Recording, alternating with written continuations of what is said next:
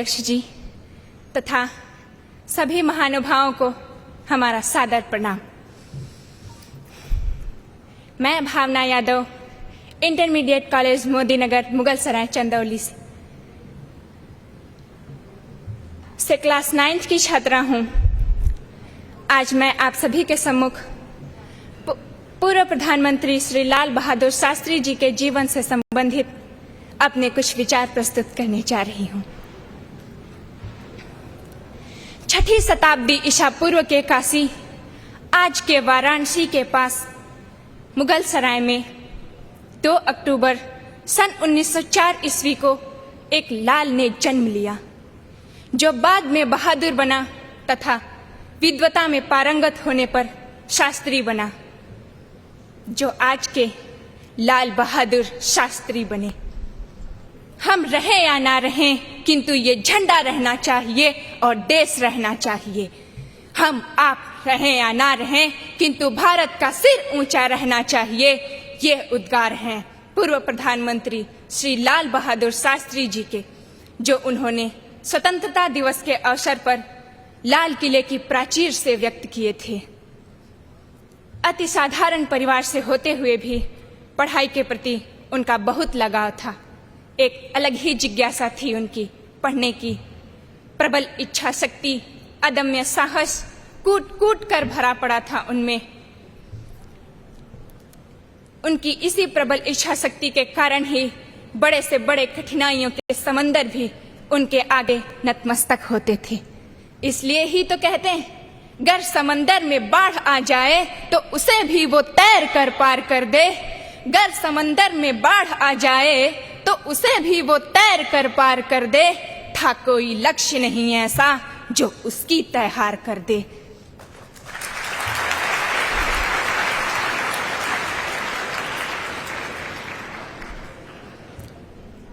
सन 1942 ईस्वी में राष्ट्रपिता महात्मा गांधी जी के द्वारा भारत छोड़ो आंदोलन चलाया गया, जिससे वे बहुत प्रभावित हुए और राजनीति में सक्रिय रूप से भाग लेने लगे।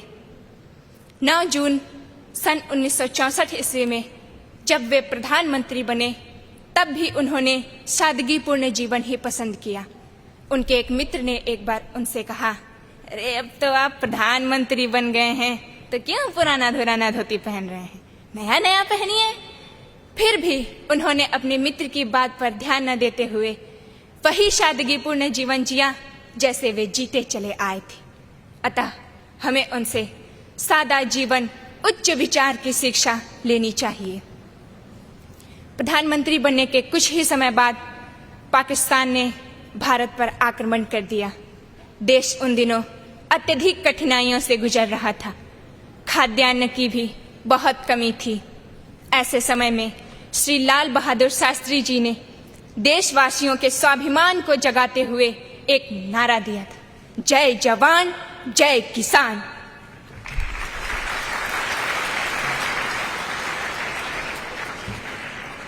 किंतु उन्होंने जय जवान और जय किसान ही क्यों कहा? वे हम लोग का नाम ही जय लगाकर कह सकते थे। सीमा पर दिन रात अपनी मातृभूमि की सुरक्षा तथा उसके लोगों की सुरक्षा में डटे सिपाहियों की बलिदान के सम्मान में उन्होंने जय जवान का नारा दिया था, ताकि ये नारा हमारी जिह्वा पर आते ही शहीद हुए जवानों का हमें स्मरण हो आए और हम उन्हें कभी भुला न पाएं, उनके बलिदानों को याद रखें। जय किसान क्यों कहा? वो किसान जो दिन रात अपने खेतों में परिश्रम करके हमारे पेट तक रोटी पहुंचाता है, उस किसान के आत्मसम्मान की रक्षा के लिए उन्होंने जय किसान का नारा दिया था, ताकि संकट की परिस्थिति में वो किसान भी अपने आप को अकेला न महसूस करे और संकट के समय में देश के साथ खड़ा रहे। इसलिए उन्होंने कहा, जय किसान।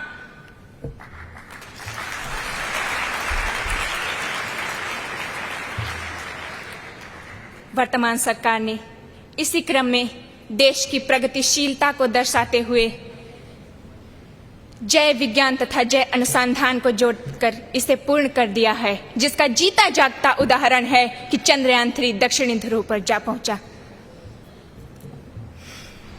भारत पाकिस्तान के युद्ध में श्री लाल बहादुर शास्त्री जी के कुशल नेतृत्व तथा दृढ़ इच्छा शक्ति के कारण भारत विजयी रहा और इस विजय ने पूरे विश्व भर में भारत का मस्तक ऊंचा कर दिया था। इस विजय के फलस्वरूप भारत और पाकिस्तान ने मिलकर ताशकंद में शांति का समझौता करने का फैसला लिया। अंततः समझौता हुआ। आखिरकार उसी दिन 11 जनवरी सन 1964 ईस्वी को भारत का ये महान सपूत सदा सदा के लिए सूर्यलोक सिधार गया। उनके सारे संसार में शोक की लहर दौड़ गई। पूरा भारत शोक मग्न हो गया। भारत ने अपने इस महान लोकप्रिय नेता को सदा सदा के लिए खो दिया था। उनके निधन के पश्चात आम जनमानस के मुख से स्वतः ही एक पंक्ति निकली, शांति खोजने गया, शांति की गोद सो गया, मरते मरते विश्व शांति के बीच बो गया। ताशकंद में मृत्यु हुई, राष्ट्र उदास हो गया, धरा देखती रही, पुत्र इतिहास हो गया।